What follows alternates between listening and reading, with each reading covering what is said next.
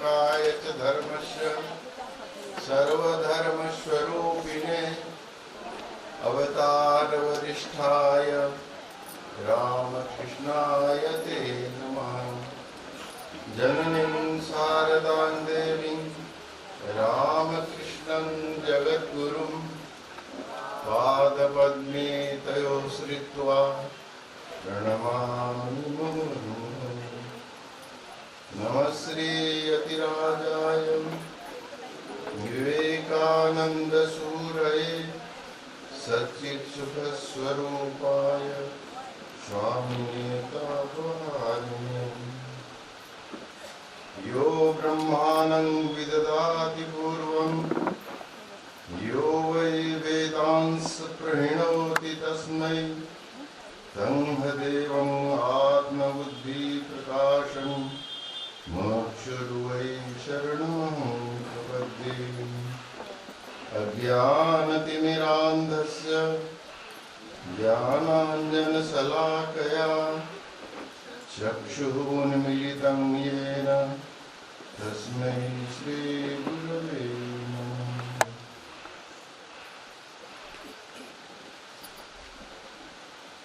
समुपस्थित भक्तमंडली, आज दूसरा दिन है। कल हम लोगों ने कुछ चर्चा की थी, उसी को आज आगे बढ़ाना है। अभी अभी श्रद्धेय स्वामी दीपात्मानंद जी महाराज ने आप सब लोगों को भक्ति सागर में डुबा दिया था, और मेरा काम है भक्ति सागर से ऊपर निकालकर उस पर तैरना सिखाना। ज्यादा देर तक डूबे नहीं रह सकते हैं, तो ऊपर आना होगा, थोड़ा तैरना होगा। केशव चंद्र सेन ने ठाकुर से कहा था कि मैं चाहता हूँ भक्ति सागर में डूब जाओ।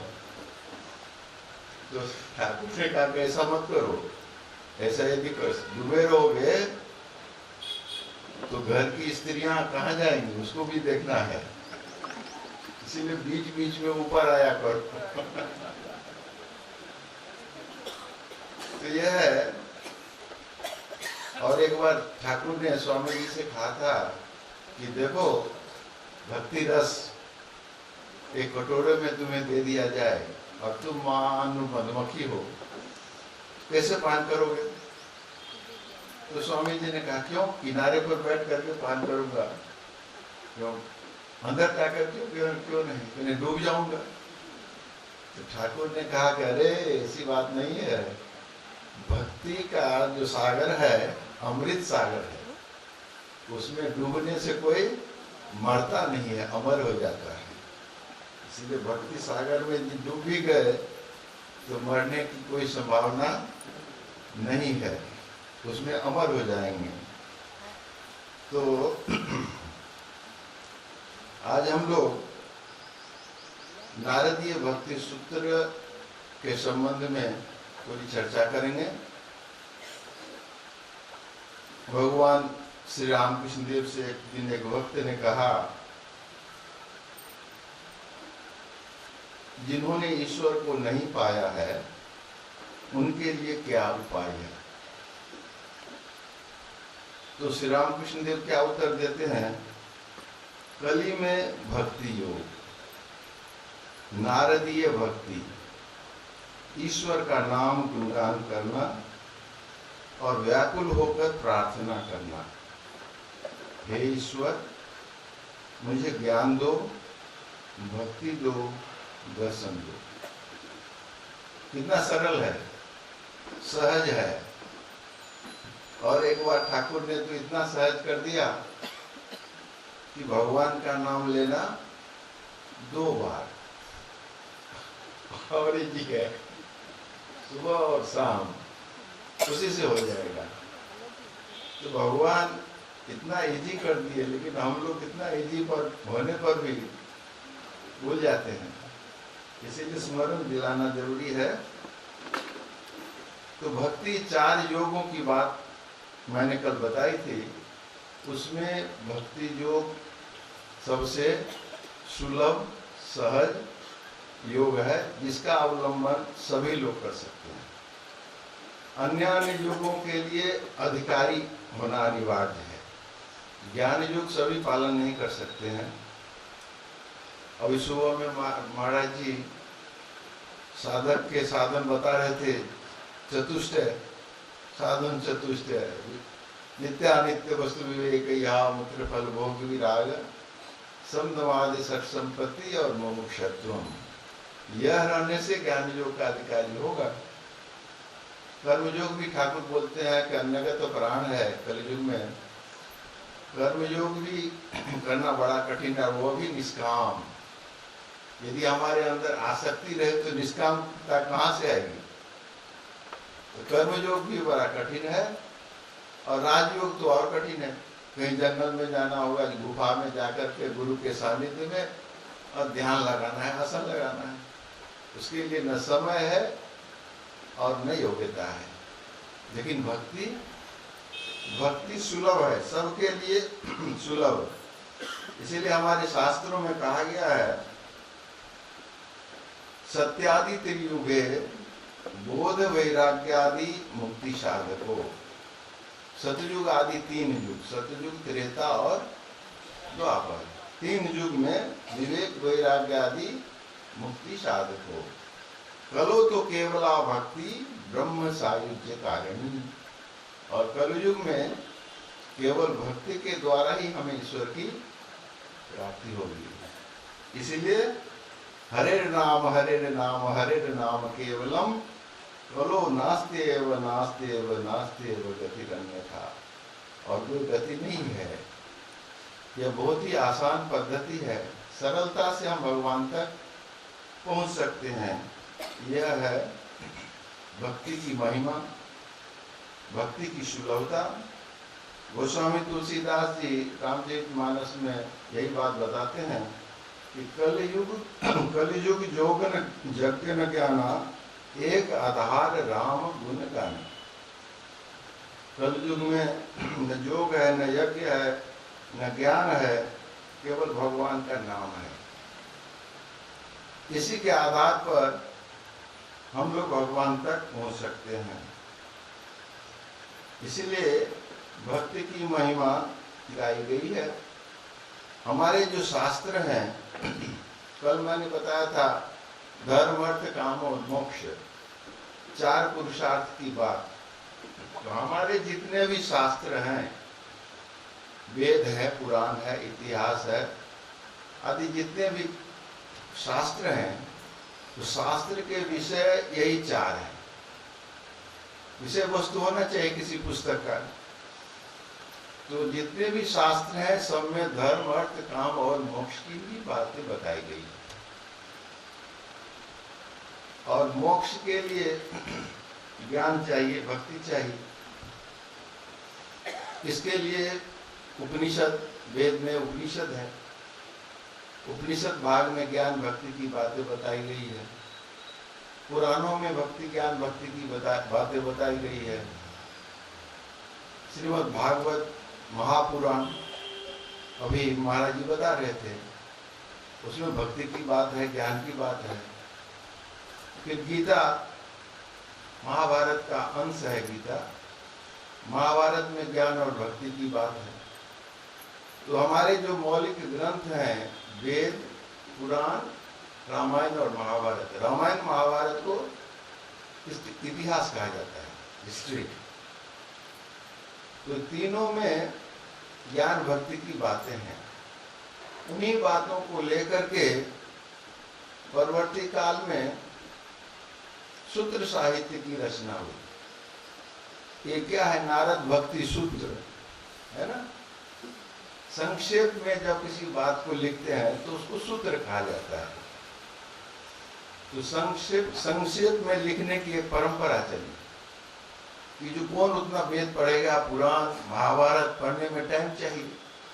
तो वहाँ जो ज्ञान है, वहाँ जो भक्ति की बातें हैं, उसको संक्षेप में बताया जाए। और संक्षेप में बताने के लिए इन ग्रंथों की रचना हुई। तो नारद भक्ति सूत्र पढ़ लेंगे तो भक्ति के संबंध में जानकारी जितनी हमें जरूरत है उतनी जानकारी प्राप्त हो जाएगी। तो आज हमारा जो ग्रंथ है नारद भक्ति सूत्र, इसी के का अध्ययन हम लोग करेंगे और समझने की कोशिश करेंगे कि इस ग्रंथ में भक्ति के बारे में क्या कहा गया है। सबसे पहले है भक्ति की क्या परिभाषा, भक्ति कहते हैं किसको। इस ग्रंथ में जो भक्ति की बात बताई गई है वह सबसे पहले जो भक्ति की चरम अवस्था है उसको पराभक्ति कहते हैं, प्रेमा भक्ति कहते हैं, रागात्मिका भक्ति कहते हैं। अलग अलग शब्दों का प्रयोग हुआ है, लेकिन भक्ति की चरम अवस्था वह क्या है, यहाँ पर नारद जी ने सबसे पहले उसी की परिभाषा दी और उसके बाद उस भक्ति की प्राप्ति के लिए जो साधन है उसकी बात बताई है। जो साधन है उसे भी भक्ति की संज्ञा दी गई है। एक है प्रेमा भक्ति और उस प्रेमा भक्ति की प्राप्ति के लिए जो हम लोग कुछ करते हैं उपाय, उसको बोलते हैं वैदिक भक्ति। मंदिर में पूजा करना, ध्यान लगाना, यह भी भक्ति है, लेकिन यह भक्ति उस भक्ति की प्राप्ति के लिए, प्रेमा भक्ति की प्राप्ति के लिए है। तो उसे वैदिक भक्ति या गौणी भक्ति बोलते हैं। तो दो स्टेज है, लोअर स्टेज और हायर स्टेज भक्ति की।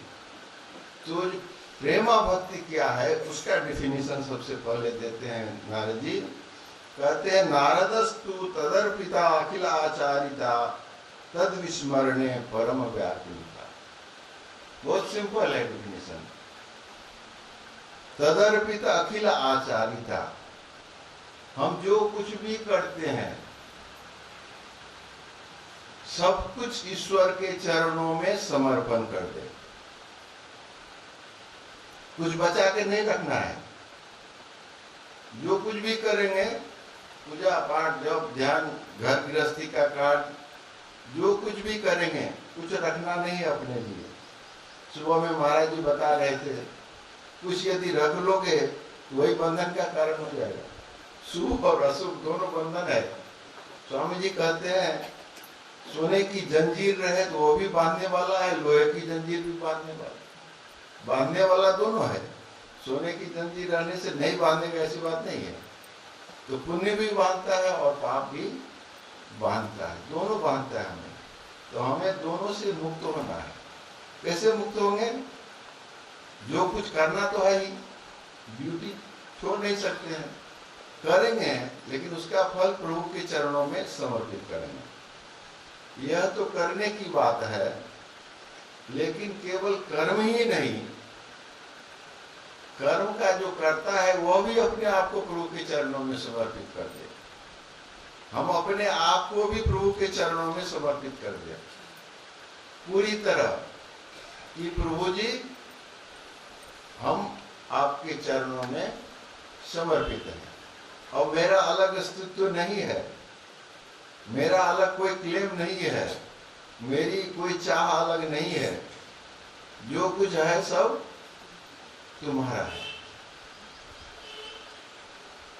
हम तुम्हारे। भजन है।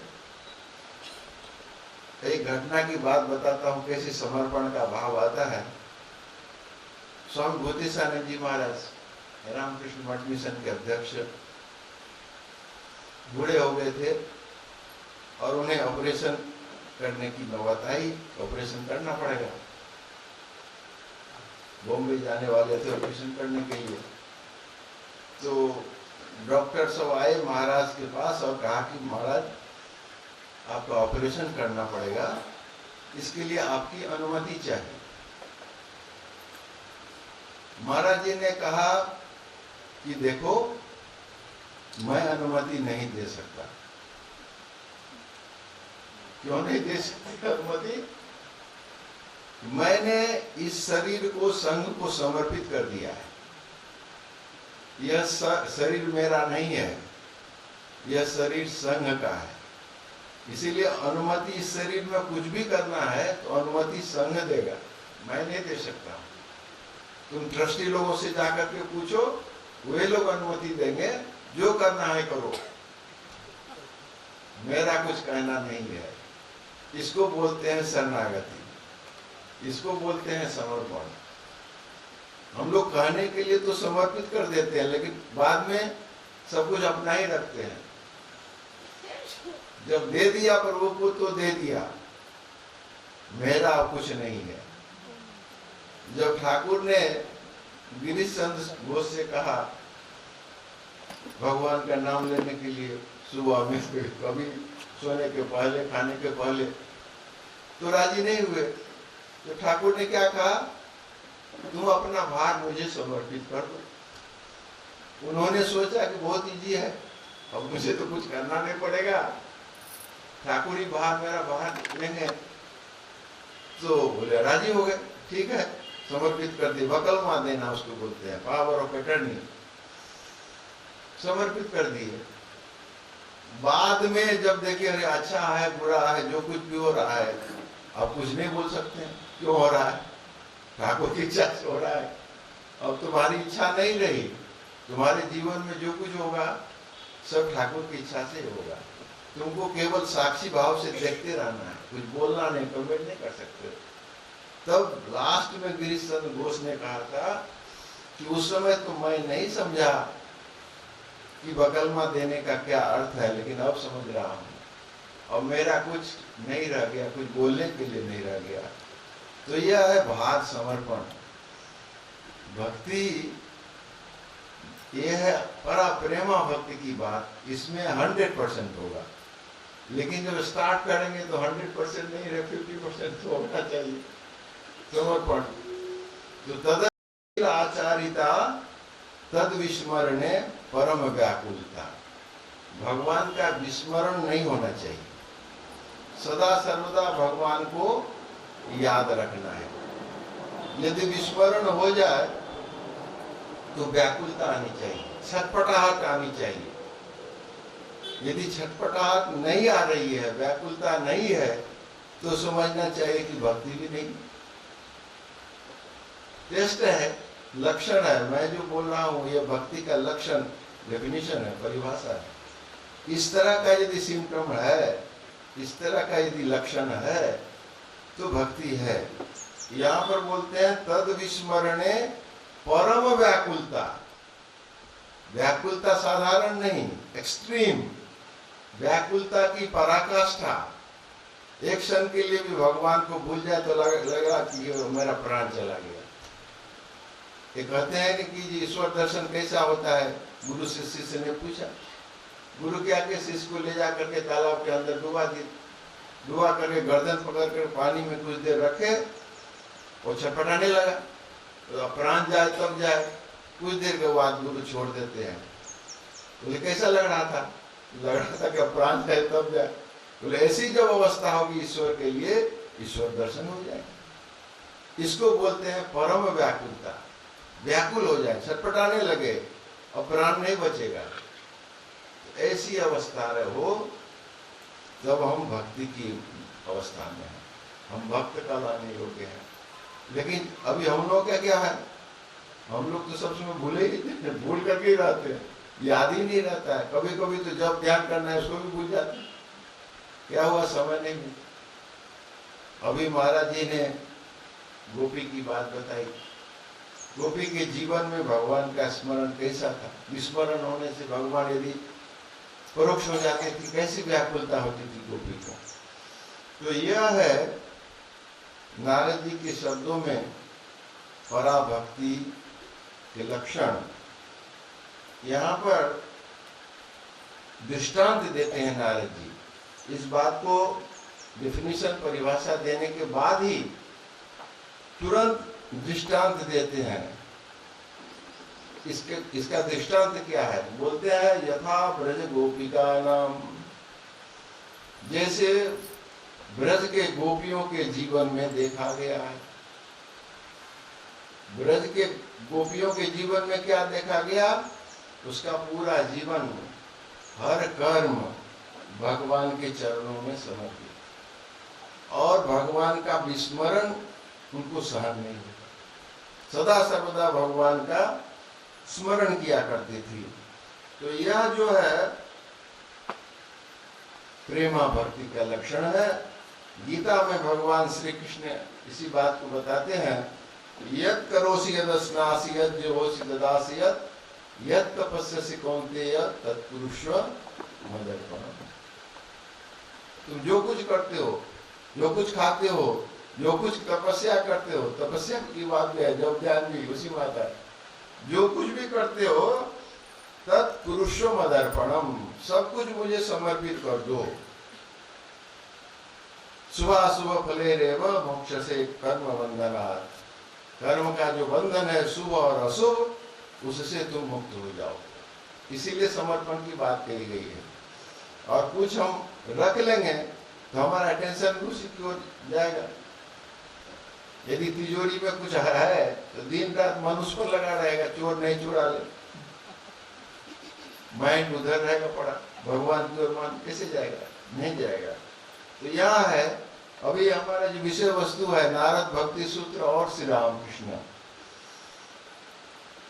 तो इस पर श्री रामकृष्ण देव का क्या मंतव्य है? अभी जो मैंने भक्ति की बात बताई उसमें ठाकुर क्या कहते हैं, संक्षेप में मैं 2-4 उदाहरण उनका दूंगा। ठाकुर कहते हैं, शुद्ध भक्त और कुछ नहीं चाहते, उन्हें और कुछ अच्छा नहीं लगता। उन सब की गति केवल ईश्वर की ओर होती है। एक प्रकार की पंख वाली चींटी होती है, वह प्रकाश देखते ही उस ओर दौड़ पड़ती है, वह उस पर प्राण दे देती है, फिर अंधकार की ओर पुनः लौट कर नहीं जाती। उसी प्रकार जो लोग भगवान के भक्त होते हैं, वे जहाँ साधु रहते हैं और ईश्वर की कथा होती है, वहाँ दौड़ पड़ते हैं। साधन भजन छोड़कर संसार के असार पदार्थ में फिर बंधते नहीं। जब वे अर्थात ईश्वर मुक्ति देंगे तभी उन्हें पाने के लिए व्याकुलता देते हैं। नौकरी छूट जाने पर किरानी की जैसी व्याकुलता होती है, वह जिस प्रकार रोज दफ्तर घूमता और जिज्ञासा करता है, हाँ जी कोई भी काम खाली हुआ है, व्याकुलता होने पर छटपट करता है, किस तरह ईश्वर को पाऊंगा। तो यह है भक्त की अवस्था। यहाँ दृष्टांत दिया गया है गोपियों के बारे में। उसके बारे में श्री रामकृष्ण देव कहते हैं, आहा गोपियों का कैसा प्रेम है। रासलीला के क्रम में जब श्री कृष्ण अंतर ध्यान हो गए, तब गोपियां पूर्णतया उन्मादिनी हो गईं। वृक्ष को देखकर कहती, लगता है तुम तपस्वी हो, श्री कृष्ण को अवश्य ही देखा है। ऐसा नहीं होने पर इस प्रकार निश्चल समाधिस्थ होकर रहते हो क्यों? दूर से आच्छादित धरती को देखकर कहती, हे पृथ्वी, तुमने निश्चय ही उनके दर्शन किए हैं, नहीं तो तुम रोमांचित होकर क्यों रहती हो? निश्चय ही तुमने उनके स्पर्श का भोग किया है। फिर माधवी लता को देखकर कहती है, हे माधवी, हमें माधव दे दो। गोपियों का यह प्रेमोन्माद है। जब अक्रूर और श्री कृष्ण तथा बलराम मथुरा जाने के लिए उनके रथ पर बैठे, तब गोपियों ने रथ का चक्का पकड़ लिया, वे उन्हें जाने नहीं देती। श्री कृष्ण के मथुरा चले जाने पर गोपियां विरह से व्याकुल हो उठी। भगवान ने उनकी हालत जानकर उद्धव को उन्हें समझाने बुझाने भेजा। उद्धव ज्ञानी थे ना, वृंदावन के लोगों के रोने पीटने खाने खिलाने पहनाने आदि के भाव को उद्धव समझ नहीं पाते थे। गोपियों के शुद्ध प्रेम को वे माइक और हीन समझते थे। उन्हें देख सुनकर उद्धव को शिक्षा मिलेगी, यह श्री कृष्ण का उद्देश्य था। उद्धव जब वृंदावन गए तब गोपियां और ग्वाल बालगण उन्हें देखते ही आकुल होकर दौड़ पड़े। सभी जिज्ञासा करते हैं, श्री कृष्ण कैसे हैं? वे क्या हम लोगों को भूल गए हैं? यह कहकर कोई गोपी रोने लगी, कोई के उन्हें लेकर वृंदावन में श्री कृष्ण की लीला के विभिन्न स्थान दिखाने लगे।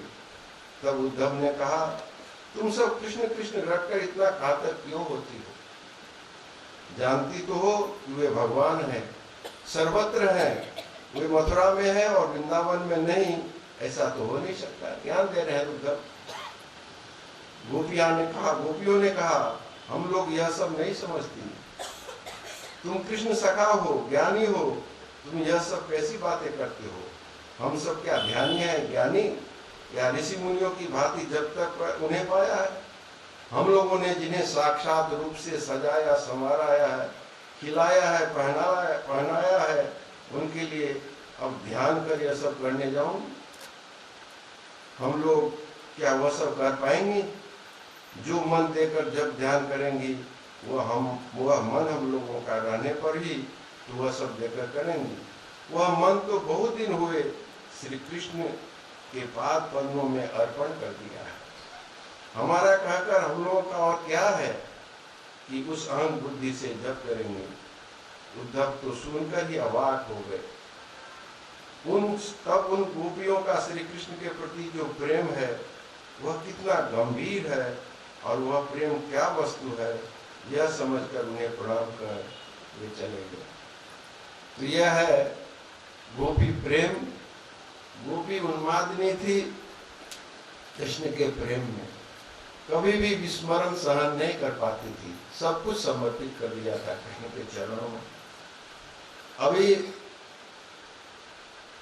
एक प्रश्न होता है कि गोपियों के अंदर भक्ति थी लेकिन ज्ञान था क्या? ज्ञान था लेकिन ज्ञान की ओर ध्यान नहीं था।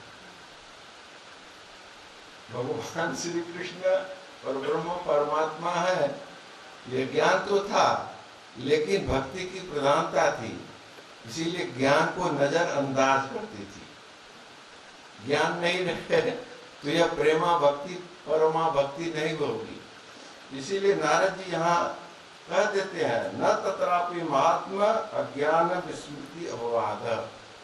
यहाँ पर ज्ञान नहीं था यह नहीं कह सकते हैं, ज्ञान था लेकिन ज्ञान रहने पर भी भक्ति में डूबी हुई है, इसीलिए ज्ञान की ओर ध्यान नहीं।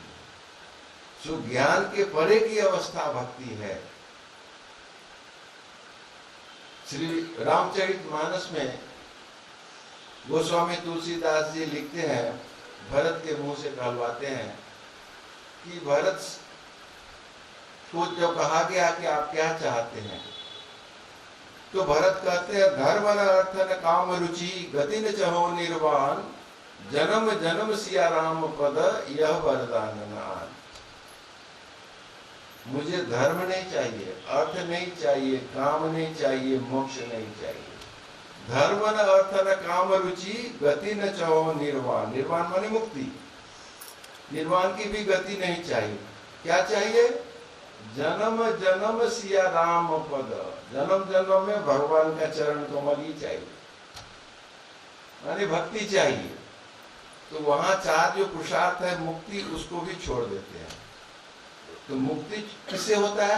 ज्ञान से। कल मैंने बताया कि मुक्ति के लिए ज्ञान चाहिए। मुक्ति माने अज्ञान निवृत्ति, दुख निवृत्ति, यही मुक्ति है। कैसे होगा? ज्ञान से। तो मुक्ति नहीं चाहिए का अर्थ क्या है कि ज्ञान नहीं चाहिए? ज्ञान तो चाहिए लेकिन ज्ञान ही मूल वस्तु नहीं है, हमें उससे आगे बढ़ के भक्ति लेनी है।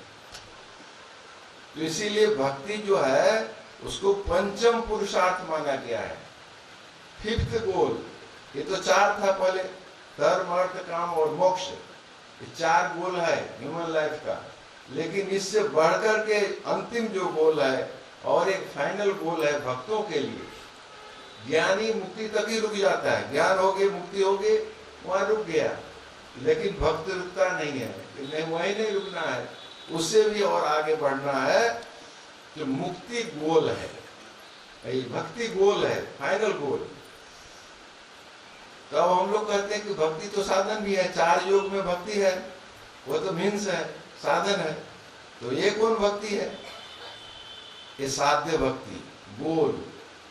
जो भक्ति दो प्रकार की हो गई, एक साधन भक्ति और एक साध्य भक्ति जो चाहिए, गोल, मीन्स और गोल होता है। तो यहाँ जिस भक्ति की बात कही गई है, भक्ति जो भक्ति चाहते हैं, ज्ञान नहीं चाहते हैं, वह भक्ति परा भक्ति है, प्रेमा भक्ति है, परमा भक्ति है, वह साध्य है, गोल है। और बाकी जो भक्ति हम लोग करते हैं, जब ध्यान करते हैं, मंदिर में पूजा पाठ करते हैं, व्रत उपवास रखते हैं, ये सब मीन्स भक्ति है, साध्य भक्ति है। इस भक्ति के द्वारा उस भक्ति को प्राप्त करना है। दोनों भक्ति है, वैदिक भक्ति और शुद्धा भक्ति या प्रेमा भक्ति या रागात्मिका भक्ति। तो भक्त लोग का गोल है जो ज्ञान के पड़े है। जो भरत जी कहते हैं, धर्म न अर्थ न काम रुचि गति न चहो निर्माण, जन्म जन्म सिया राम पद यह वरदान नाम। तो भक्त लोग यही वरदान चाहते हैं भगवान से, बार बार वर मांगऊं हर्ष देहु श्री रंग, पद सरोज अनुपायनी भगति सदा सतसंग। ये भक्त की प्रार्थना है, भगवान से प्रार्थना करते हैं बारंबार, बार बार वर मांगऊं हर्ष देह प्रसन्न होकर, हे भगवान प्रसन्न होकर के यह वरदान दीजिए। तो वहां पर जो है भक्ति मांगता है भक्ति, लेकिन वह भक्ति क्या है? प्रेमा भक्ति है। जिस भक्ति की बात मैं अभी कर रहा हूं वह प्रेमा भक्ति है। भगवान के ऊपर विशुद्ध प्रेम जो गोपियों का था, उस प्रेम में कोई कामना वासना नहीं है। क्योंकि सांसारिक सभी प्रकार की आसक्तियों को छोड़ करके भगवान के प्रेम में जब डूब जाते हैं तब उसे प्रेमा भक्ति करते हैं। तो फिर वहां पर कोई कामना कहां से रहेगी? कामना होती है सांसारिक वस्तुओं के पाने की इच्छा, का नाम है कामना। वहां किसी प्रकार की कामना नहीं, शरीर सुख है ही नहीं, शरीर का बोध ही नहीं है। गोपी को तो ये अपने शरीर का ध्यान ही नहीं रहता था, वो खुद को कृष्ण समझ करके घूमते रहती थी। मैं गोपी हूं यह भान भी नहीं आया, कृष्णमय हो जाता, तो अपने शरीर का भान नहीं है, इसलिए देह सुख पर भी उनका ख्याल नहीं है। तो किसी प्रकार की कामना नहीं रहेगी। तो यह है नारदीय भक्ति जो गोपी के अंदर देखा जाता है। और श्री रामकृष्ण देव इसी भक्ति का प्रिस्क्रिप्शन दे रहे हैं। नारदीय भक्ति कलयुग में है। अब भक्ति, इस भक्ति का स्वरूप क्या है, नेचर, उसके बारे में नारद जी कहते हैं, सातु अस्मिन परम प्रेम रूपा। यह जो परा भक्ति है, अस्मिन माने भगवान में, संस्कृत उनमें माने भगवान में, परम प्रेम रूपा, परम प्रेम स्वरूप है। इसमें एडजेक्टिव लगा हुआ है, विशेषण लगा हुआ है प्रेम के साथ, परम। परम माने होता है प्रेम की पराकाष्ठा, एक्सट्रीम लव। बाकी प्रेम नीचे रह जाता है, सांसारिक प्रेम नीचे है, लेकिन यह है ईश्वरीय प्रेम, इससे बड़ा प्रेम और कोई कुछ नहीं है। इसीलिए परम शब्द का यूज यहाँ करते हैं, परम प्रेम। श्री रामकृष्ण देव कहते हैं भक्ति के द्वारा ही उनका दर्शन होता है, किंतु पक्की भक्ति, प्रेमा भक्ति, रागानुगार भक्ति चाहिए। ऐसी भक्ति के होने पर ही उनके ऊपर प्रेम आता है। जैसे बच्चे का माँ के प्रति प्रेम होता है, स्त्री का पति के प्रेम होता है, वैसे ही भक्ति होने पर ईश्वर के ऊपर प्रेम उपजता है। यहाँ दृष्टांत देते हैं, लेकिन यह दृष्टांत तुलना जो है अब समझाने के लिए बोलना पड़ता है, लेकिन इसके साथ उस प्रेम की कोई तुलना नहीं है। फिर भी लोग समझते हैं इस प्रेम को, माँ का संतान के प्रति प्रेम होता है उस तरह का आकर्षण, लेकिन ईश्वर के प्रति जो प्रेम होता है इससे कई गुना अधिक होता है। दृष्टांत के लिए ठाकुर यहाँ बोलते हैं, प्रेम का अर्थ है ईश्वर से ऐसा प्रेम कि संसार विस्मृत हो जाए, फिर अपनी देह जो इतना प्रिय है उसका भी विस्मरण हो जाए। तो यह है परम प्रेम। उस प्रेम में क्या होता है, एकत्व की अनुभूति होती है। कैसे? एक प्रेमी है और दूसरा है प्रेम, तीसरा है प्रेमास्पद। जिससे प्रेम करते हैं वह प्रेमास्पद भगवान है, प्रेमी भक्त है, और बीच में कनेक्टिंग लिंक जो है, सूत्र है प्रेम। तीन हो गया। प्रेम के द्वारा भक्त और भगवान बंधे हुए हैं, लेकिन प्रेम जितना गहन होते जाता है, वो बीच का जो सूत्र है छोटा होता जाता है। रस्सी जो है बांधने की, उसकी लंबाई कमने लगती है। भक्त भगवान के की ओर जाने लगता है, नजदीक जाने लगता है। पहले तो लगता है भगवान बहुत दूर वैकुंठ में कहीं बैठे हुए हैं, लेकिन धीरे धीरे प्रेम जैसे जैसे बढ़ता है, भक्त भगवान की ओर बढ़ने लगता है। तो भक्त और भगवान के बीच की जो दूरी है वह घटने लगती है, और यह दूरी घटते घटते घटते घटते घटते एक दिन ऐसा होता है कि भक्त और भगवान एक हो जाता है, मिलन हो जाता है। वहां बीच में कोई व्यवधान नहीं रहता है। इसको बोलते हैं त्रिपुटी लय। तीन था, अब एक हो गया। भक्त भगवान और भक्ति, प्रेमी प्रेम और प्रेमास्पद, तीन था, लेकिन धीरे धीरे तीनों मिल करके एक केंद्र में मिल जाता है, तब इसको त्रिपुटी लय कहते हैं। और उस अवस्था का नाम है प्रेमा भक्ति। परम प्रेम उस अवस्था में बताएंगे, जब भगवान के पास जाते जाते हमारी भक्ति बढ़ते बढ़ते, हमारा प्रेम भगवान के प्रति बढ़ते बढ़ते हम भगवान से मिल जाएंगे। जिस दिन, उस दिन हमारी भक्ति प्रेमा भक्ति कहलाएगी, और वह भक्ति परम प्रेम, भक्ति की पराकाष्ठा होगी, वह अंतिम चरम भक्ति कहलाएगी। तो यह है, जब गोपियों की यह अवस्था हुई थी, तब गोपी अपने आप को कृष्ण समझने लगी। कृष्ण से अलग है यह बोध हम नहीं था, मैं तो कृष्ण हूं, कृष्णमय। जित देखो तित श्याममयी है, श्याम कुंज वन जमुना श्यामा। सब जगह श्याम ही श्याम है। लता वृक्ष वृंदावन, हर वृक्ष श्याम है, जमुना नदी श्याम है, खुद श्याम है। तो श्याम के अतिरिक्त और कुछ नहीं था। भगवान श्री राम कृष्ण देव इसको बोलते हैं राग अंजन। मानो आंख में अंजन लगाया, अनुराग का अंजन लगाने से सब जगह कृष्ण ही दिखाई दे, और कृष्ण के अतिरिक्त तो कुछ नहीं दिखाएगा। इसका नाम है प्रेमा भक्ति।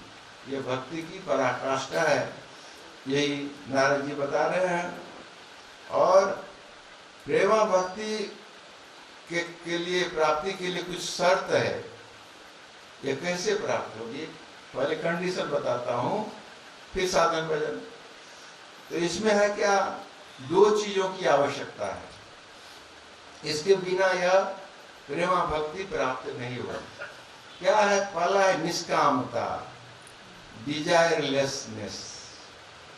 हमारे अंदर सांसारिक किसी वस्तु व्यक्ति के प्रति कोई आसक्ति नहीं रहनी चाहिए। नारद जी कहते हैं एक सूत्र में, सान कामयमाना निरोधत्वात्। इसमें किसी प्रकार की कामना यदि हमारे मन में रहे तो क्या होगा, स्थान रिक्त नहीं है भगवान के लिए। सिंहासन जब खाली होगा तो भगवान आकर के बैठेंगे, और उस सिंहासन पर हम दूसरे को बैठा करके यदि जब तक रखेंगे तब तक भगवान नहीं आएंगे। इसीलिए फर्स्ट कंडीशन है निष्कामता।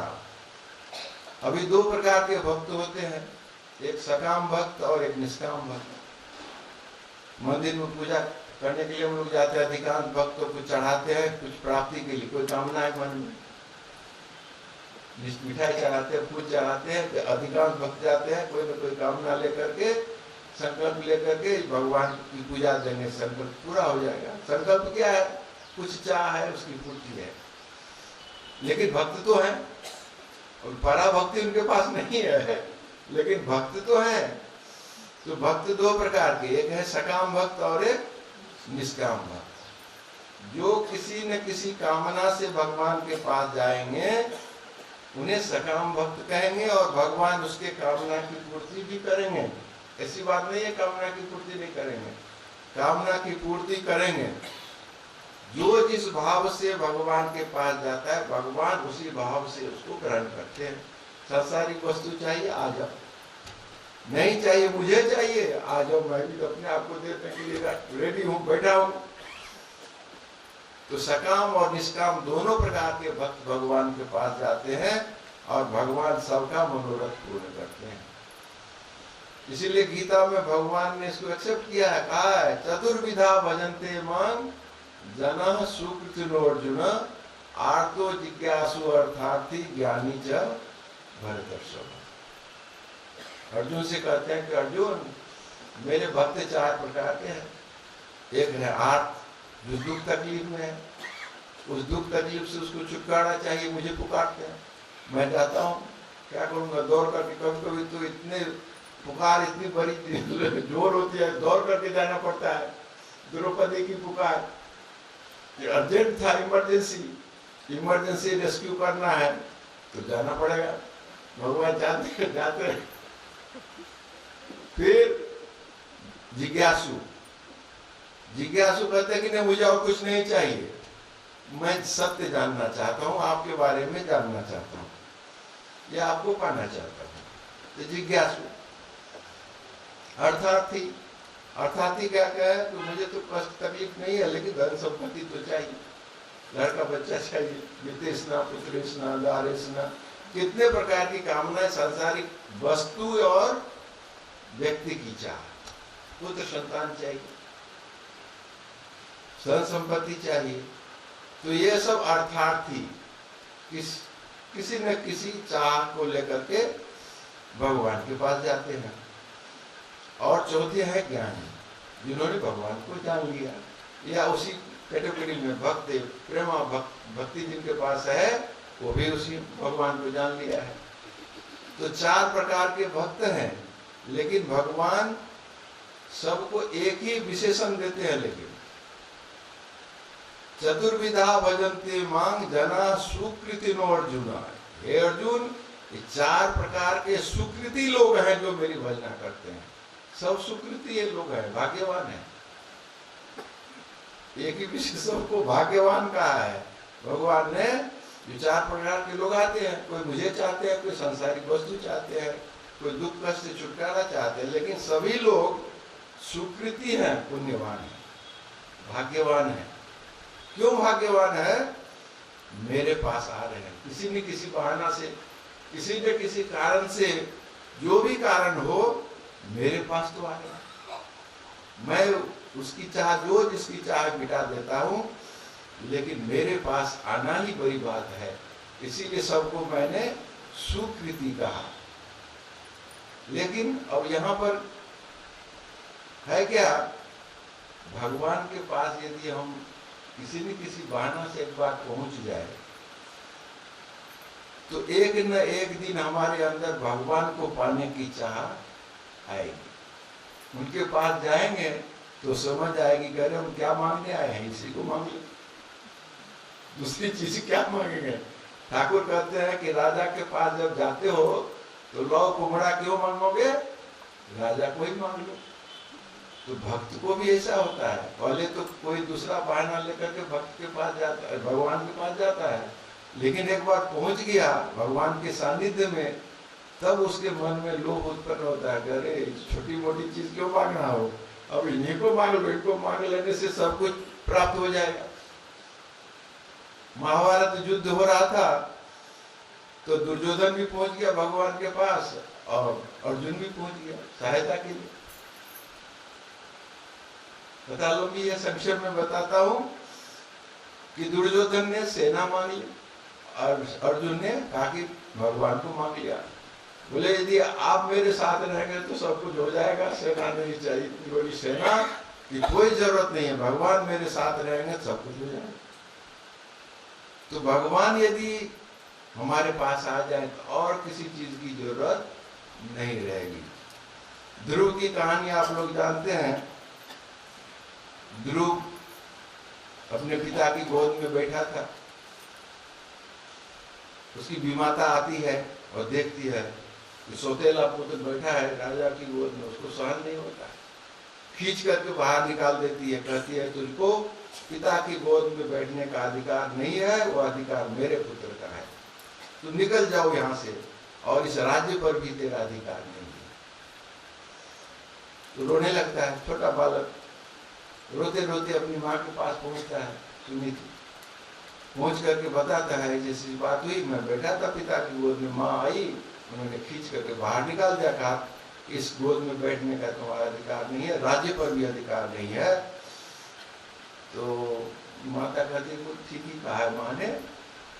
बोले नहीं, पिता की गोद में बैठने का अधिकार कैसे मिलेगा मुझे, इस राज्य पर अधिकार कैसे मिलेगा बताओ।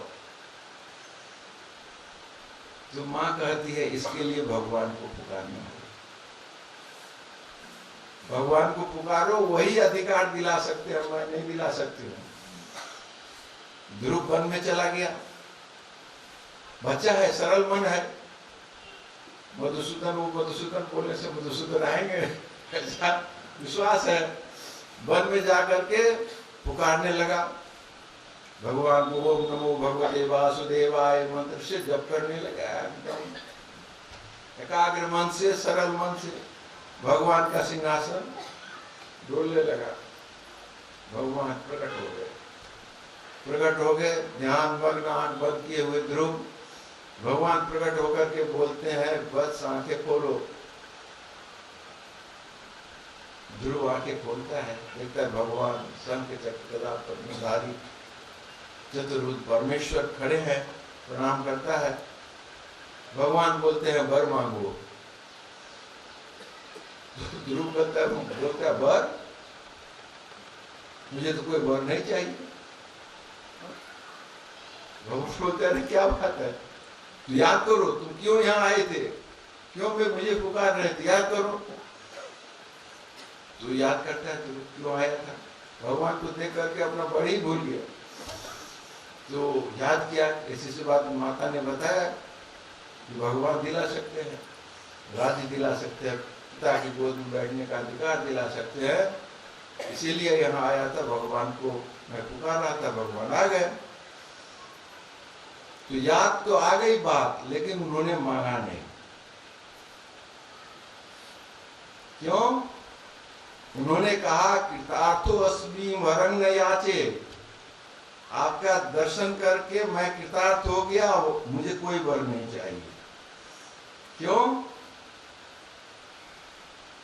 कांच को खोजते खोजते किसी को यदि कांचन मिल जाए, पत्थर खोजते खोजते यदि सोना मिल जाए, तो पत्थर चाहिए कि सोना चाहिए? सोना चाहिए कि नहीं? तो बोलते वहां दृष्टांत भागवत की कथा है, तो वहां ध्रुव कहते हैं कि कांच को खोजते खोजते मुझे कांचन मिल गया, सोना मिल गया, इसलिए अब मुझे कांचन की आवश्यकता नहीं है, आपकी जरूरत है। अब मुझे राज्य नहीं चाहिए और पिता की गोद भी नहीं चाहिए, आपको ही चाहिए।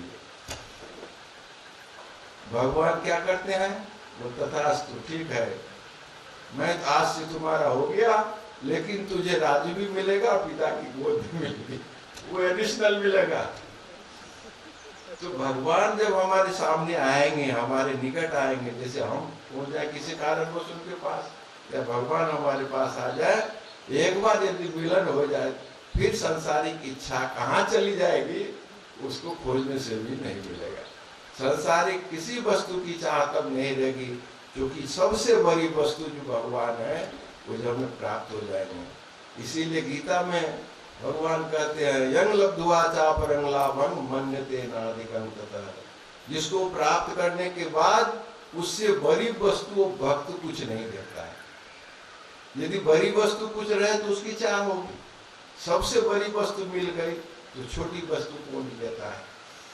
तो यह है भगवान जब कहते हैं कि चार प्रकार के लोग, चारों स्वीकृति इसीलिए है, मेरे पास तो आ गया, जब मेरे पास आ गया तो उसका कल्याण एक दिन होगा ही, उसको पराभक्ति प्रेमा भक्ति की प्राप्ति होगी ही। इसीलिए यह है। तो यहाँ पर भगवान श्री राम देव कहते हैं कि देखो निष्काम भक्ति चाहिए। कहते एक है अहितु की भक्ति, जिसमें कोई कारण नहीं है, किसी चीज कंडीशन नहीं है, यह भक्ति चाहिए जो प्रहलाद की थी। प्रहलाद की निष्काम भक्ति थी। प्रहलाद की प्रार्थना है, न धनन न जनन न कवितांगो वा जगदीश कामये मम जन्मनि जन्मनीश्वरे भवदात अहेतु की भक्ति प्रयी। हे ईश्वर, न मुझे धन चाहिए, न जन चाहिए, न पांडित्य चाहिए, न सुंदर स्त्री चाहिए, कुछ भी नहीं चाहिए। जन्म जन्म में तुम्हारे चरण कमलों में मेरी भक्ति बनी रहे, यही वर हमें दो।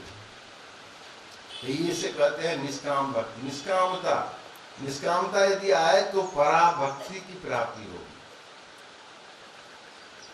और सकाम भक्त भी है तो कोई बात नहीं, एक स्टेप आगे बढ़ गए और फिर अगला स्टेप तो पराभक्ति की, भगवान की प्राप्ति हो जाएगी।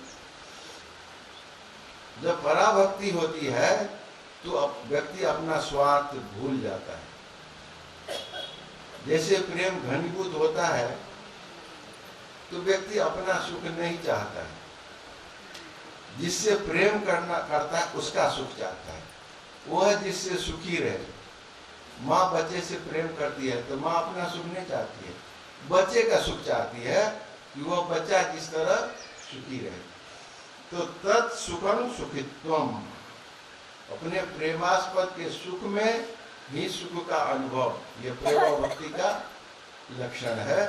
तो निष्कामता के लिए है, निष्कामता मन पूर्ण शुद्ध पवित्र हो जाए, जिस मन में किसी अन्य वस्तु की चाह नहीं रहे।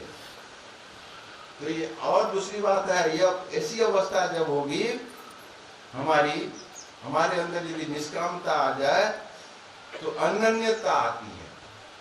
अनन्यता किसको कहते हैं? अन्य नहीं चाहिए, न अन्य अनन्य, दूसरा और कोई पदार्थ, कोई कुछ नहीं हमें चाहिए। तो जब दूसरा कुछ नहीं चाहिए तो हम भगवान के प्रति एकांत भक्त हो जाते हैं, एकमात्र भगवान को चाहिए। पूर्ण शरणागति का भाव हमारे अंदर तभी उत्पन्न होता है। जब निष्कामता आएगी तो अनन्यता आएगी, और अनन्यता चाहिए, हमको कुछ नहीं चाहिए, भगवान ही चाहिए। तो पूरा फोकस कहाँ चला गया? भगवान पर चला गया, और कहीं हमारा मन नहीं है, मन स्कैटर्ड रहता है, तब तक अनन्यता नहीं आती है। लेकिन पूरी तरह सब कुछ को छोड़ देते हैं और एक पर एकाग्र हो जाता है, तब अनन्यता आती है। न अन्य अन्य अनन्यता। यहाँ पर नारद जी कहते हैं अन्य आश्रयानं त्याग, कोई आश्रय नहीं है हमारा दूसरा, और कोई शेल्टर नहीं है, भगवान एक मात्र शेल्टर है। तो इसको बोलते हैं अनन्यता। अनन्यता भक्त के जीवन में बहुत बड़ी चीज है, इसी से शरणागति आती है। भगवान के ऊपर पूर्ण निर्भरता, और किसी चीज पर डिपेंड नहीं करते हैं, भगवान के ऊपर ही पूर्ण डिपेंडेंस आता है अनन्यता। और अनन्यता के लिए निष्कामता, इसके बिना अनन्यता नहीं आएगी। गीता में भगवान कहते हैं अनन्यता आने से क्या होता है। भगवान कहते हैं अनन्य चेता सततं यो मां स्मरति नित्यशः तस्याहं सुलभ पार्थ नित्य युक्तस्य योगिनः।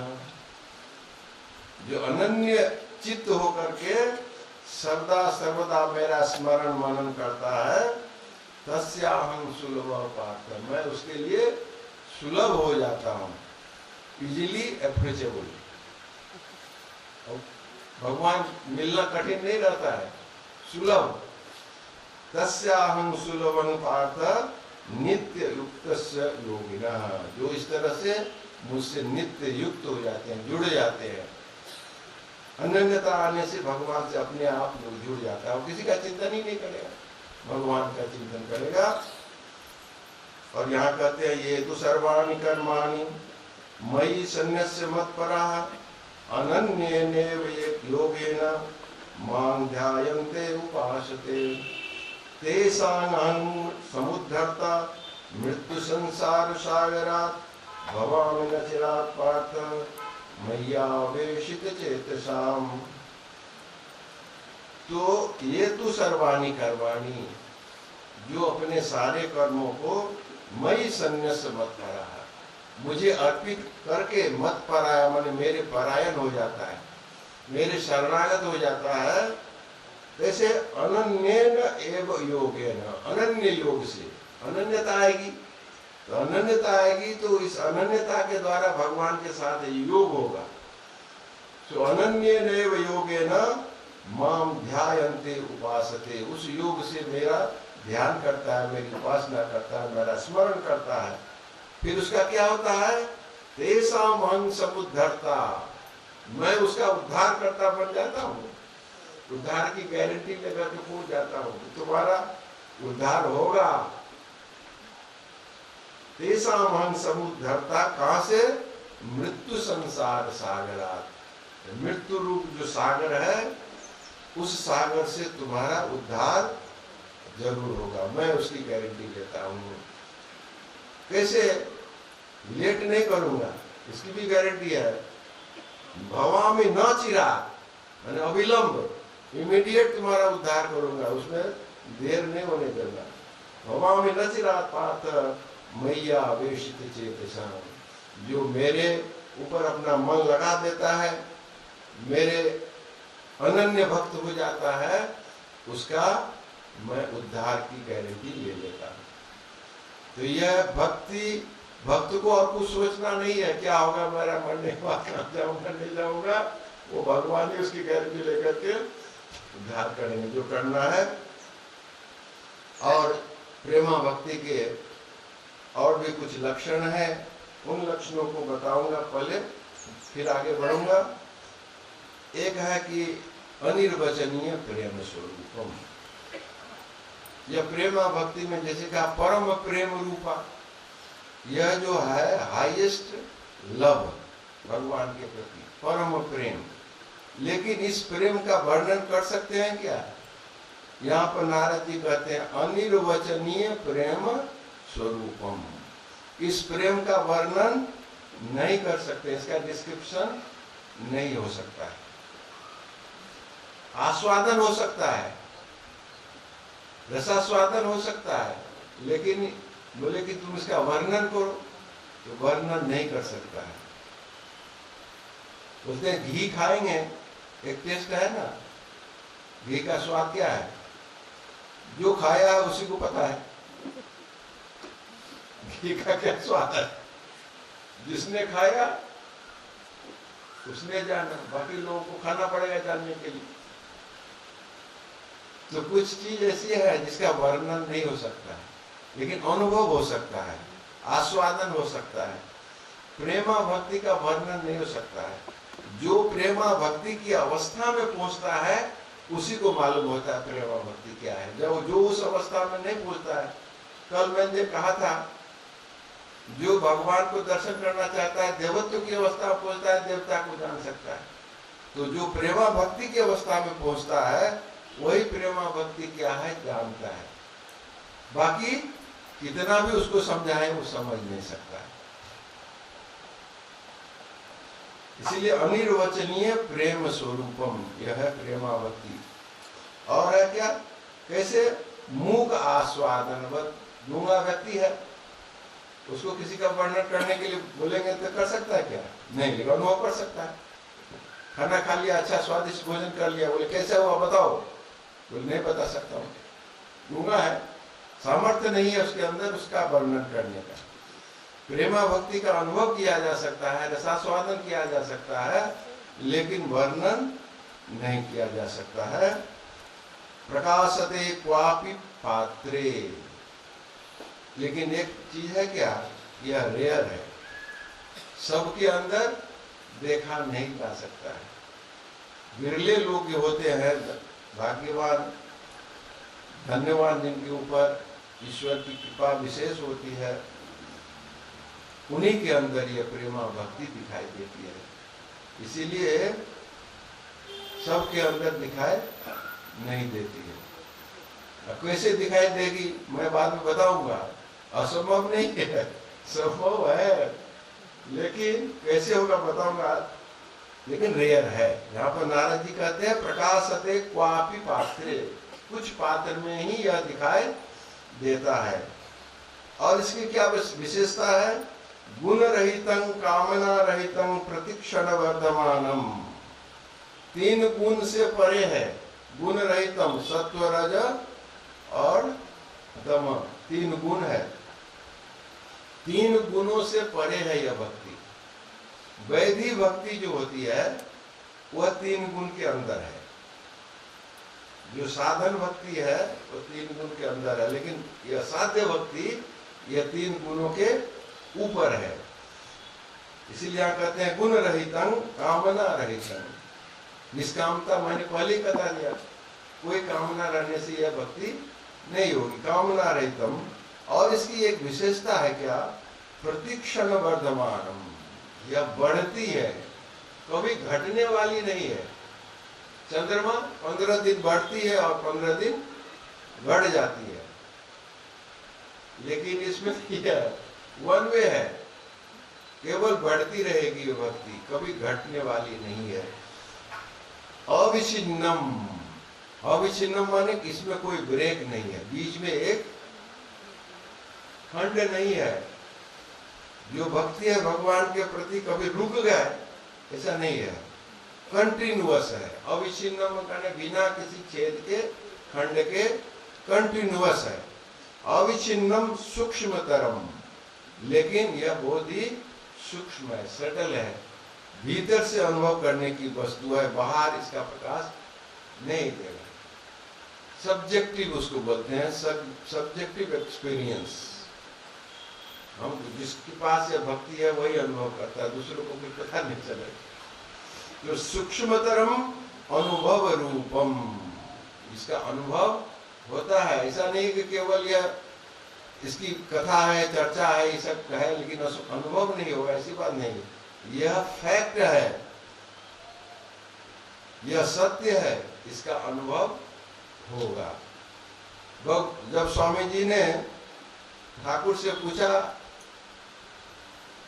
क्या आपने ईश्वर को देखा है, तो ठाकुर क्या कहते हैं कि हाँ मैंने ईश्वर को देखा है। इसमें इतना ही कह के यदि रुक जाते तो उसमें अगला प्रश्न हो सकता था कि ठाकुर उन्होंने कह तो दिया कि देखा है, हो सकता है नहीं भी देखो, संदेह का अवकाश था। बिना देखे कह दिया कि देखे, ऐसा हो सकता है। लेकिन उसकी गारंटी देने के लिए उन्होंने कहा जैसे तुम्हें देख रहा हूं वैसे ईश्वर को देखा हूं और तुम्हें भी दिखा सकता हूं। माने तुम भी इसका अनुभव कर सकते हो। जो चीज सत्य होता है वह केवल एक व्यक्ति नहीं देखता है, सब देख सकता है। इसीलिए उसकी सत्यता प्रमाणित करने के लिए, कहने के लिए ठाकुर ने कहा कि तुझे भी दिखा सकता हूँ। यानी ऐसा मत सोचो कि मैं ऐसे ही बोल रहा हूँ कि ईश्वर को मैंने देखा है। ईश्वर सत्य है, मैंने जैसे देखा वैसे तुम भी देख सकते हो। तो यहाँ इसीलिए यहाँ कहते हैं अनुभव रूपम, यह कोई कल्पना नहीं है। ईश्वर की प्रेमा भक्ति भी कोई काल्पनिक चीज नहीं है, यह वास्तविक है। इसका अनुभव होता है, एक्सपीरियंस होता है। इसीलिए जब इतनी बात बताने के बाद बोलते हैं तत्प्राप्य तदेव अवलोकयति, तदेव शृणोति, तदेव भाषयति, तदेव चिंतयति। इसीलिए यह भक्ति जब होती है तो भक्त केवल भगवान को ही देखता रहता है। बाहर देखा, अंदर देखा, हृदय में भी देखता है, जगत में भी देखता है। तद अवलोकयति तदेव शृणोति, केवल भगवान के संबंध में ही श्रवण करेगा, लीला कथा का श्रवण करेगा। तदेव शृणोति तदेव भाषयति, और केवल भगवान के संबंध में ही भाषण करेगा, बोलेगा, दूसरों को भी सुनाएगा। तदेव चिंतयति, और सदा सर्वदा भगवान का ही चिंतन करता रहता है। यह है पराभक्ति की बात, हाईएस्ट लव। और उसका जो अगला स्वरूप, यह तो सात्वस्मिन् परम प्रेम रूपा, इसकी व्याख्या मैंने इतनी की। और नेक्स्ट क्या स्वरूप है उस भक्ति का? नारद जी कहते हैं अमृत स्वरूपाच, वह भक्ति अमृत के स्वरूप है। ठाकुर ने कहा था जो वह जो रस है अमृत सागर है, अमृत सागर में डूबने से कोई मरता नहीं है, अमर हो जाता है। तो अमृत सागर यहाँ है। कैसे अमृत सागर है? भगवान की प्राप्ति होगी। कल मैंने विस्तार से बताया था भगवान का क्या स्वरूप है। भगवान का स्वरूप है सच्चिदानंद, सत चित आनंद। तो जिसने भगवान की प्राप्ति की उसने सत की प्राप्ति की, चित्त की प्राप्ति की, आनंद की प्राप्ति की। ये हुआ क्योंकि भगवान सच्चिदानंद स्वरूप है। तो सत्य की प्राप्ति की माने नित्य की प्राप्ति की। उसका विनाश कैसे होगा? मरण कैसे होगा? नहीं मर सकता है। तो जन्म मृत्यु से पार चला जाता है, अमर हो जाता है, इसी को अमृत तत्व कहते हैं, है ना। जो भक्ति पराभक्ति होगी तो उसके लिए जन्म मरण अब नहीं रह गया। भगवान ने तो गारंटी ले लिया उसका उद्धार। मृत्यु संसार सागरा, मृत्यु रूप संसार सागर से उसका उद्धार कर देता हूँ, पार लेके चले जाता हूँ। तो उसका मरण जीवन मरण तो खत्म, और मरने वाला तो है नहीं, तो अमर हो गया। इसलिए पराभक्ति या अमरता प्रदान करती है। इसीलिए यहाँ का है अमृत स्वरूप। यह पराभक्ति अमृत स्वरूप है। अमृत का पान करने से लोग अमर हो जाता है, कहते हैं मरता नहीं है। उसी तरह ये पराभक्ति रूपी अमृत का पान करने से हम जन्म मरण के बंधन से मुक्त हो जाएंगे। इसलिए इसका कहा गया है अमृत स्वरूपाच। यह भक्ति अमृत स्वरूप है। अब इस भक्ति को प्राप्त करने से भक्त का क्या होता है? कुछ तो होना चाहिए। हम लोग तो ये करते हैं, तो उससे मुझे क्या फल मिलेगा, कुछ लाभ होगा कि नहीं? यहाँ क्या लाभ होता है उसके बारे में नारद जी बताते हैं। यद लब्ध्वा पुमान् सिद्धो भवति अमृतो भवति तृप्तो भवति। जिसको प्राप्त करके भक्त अथवा साधक जो कहे वह सिद्ध हो जाता है। सिद्ध का मतलब जो हमारा एम था उसकी प्राप्ति हो जाती है, लक्ष्य की प्राप्ति हो जाती है, सक्सेसफुल हो जाता है। सिद्ध का मतलब यही हो, अपना गोल अचीव कर लिया, अब कुछ प्राप्त करने योग्य नहीं बचा, कल्मिनेशन। तो सिद्ध हो जाता है, अमृतो भवति, अमर हो जाता है, जन्म मरण से उसको छुटकारा मिल जाता है और तृप्त हो जाता है, सेटिस्फाइड। अभी है कि सांसारिक वस्तुओं से हमें कभी तृप्ति नहीं मिलती है, यह तो फैक्ट है। सांसारिक वस्तुओं से कभी तृप्ति नहीं मिलती है। रसगुल्ला आज खा लेंगे, कल खाने की फिर इच्छा होगी कि नहीं? एक वस्तु मिल गई फिर दूसरे वस्तु की चाह आएगी। सेटिस्फैक्शन कहीं नहीं होता है। संसार विषय में का यही दोष है, इससे कभी भी तृप्ति नहीं होती है। ययाति राजा ययाति की कथा है। ययाति ने राजा था बड़ा, सब भोग सुख उसके पास उपलब्ध था, सब भोग सुख भोगा जीवन भर, लेकिन तृप्ति नहीं हुई। फिर अपने पुत्र की आयु ले लेता है, फिर भोग भोगता है, फिर देखता है जैसा का तैसा, तृप्ति नहीं हुई। तब बोलता है कि जैसे अग्नि में डालने से अग्नि प्रज्वलित होती है, अग्नि बुझती नहीं है, उसी तरह हमारे अंदर जो कामना वासना है, कितना भी उस भोग कर लो वह कम नहीं होगी, वह बढ़ेगी। ये सांसारिक विषयों के संबंध में यह सत्य है, कभी तृप्ति नहीं होगी। संपूर्ण जगत की संपत्ति एक आदमी को दे दिया जाए, ठाकुर स्वामी जी कहते हैं, उससे भी उसकी कमी पूरी नहीं होने वाली, तो कभी तृप्ति नहीं होगी। लेकिन यहाँ पर नारद जी कहते हैं भगवान की यदि प्राप्ति हो गई तो तृप्ति हो जाएगी, सेटिस्फैक्शन, और कुछ नहीं चाहिए, सफिशिएंट। तो तृप्तो भवति यत् प्राप्य न किंचित वांछति। जिसको प्राप्त करके और कोई चाह नहीं रहती है, कुछ मांगता नहीं है और कुछ नहीं चाहिए। किंचित न वांछति न सोचती, और शोक भी नहीं करता। कुछ बिछुड़ जाए, हमसे अलग हो जाए प्रिय वस्तु हमारे पास है, वो खो जाए, बिछुड़ जाए या मृत्यु हो जाए तो शोक होता है हमें कि लॉस हो गया।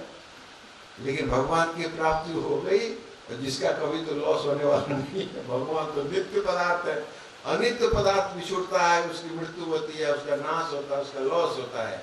लेकिन जो नित्य भगवान है उसका तो कभी विचरण नहीं है, कभी लॉस नहीं है। तो वहाँ शोक का भी कोई स्कोप नहीं है, कोई अवकाश नहीं है शोक करने की, इसलिए हम कभी शोक ही नहीं करेंगे। न किंचित वांछति न सोचति न द्वेष्टि, न द्वेष भी करता है। द्वेष में संसार में हम एक दूसरे से द्वेष करते हैं, कंपटीशन होता है वो तरह की, वहाँ कोई कंपटीशन है। न द्वेष्टि न रमते न उत्साही भवति, फिर सांसारिक वस्तु में न रमन करता है, न सांसारिक वस्तुओं के प्रति उत्साही होता है। उसके अंदर उसके लिए कोई उत्साह नहीं, न पाने के लिए कोई इच्छा नहीं रह जाती। यह है पराभक्ति प्राप्त भक्ति, भक्त का ये अंदर क्या होता है, लक्षण है। यह लक्षण बताया गया है। कितना टाइम हो गया? टाइम तो जाते हो गए। तो अब यही हम समाप्त करते हैं और कल आपको बताऊंगा कि यह पराभक्ति कैसे प्राप्त होगी। आज मैंने पराभक्ति क्या चीज है इसके बारे में बताया, लेकिन साधन क्या है, कैसे प्राप्त होगी, इसके बारे में कल हम लोग चर्चा करेंगे और फिर इसके बाद इसका समापन करेंगे। ओम शांति शांति शांति। हरि ओम तत्सत। श्री राम कृष्ण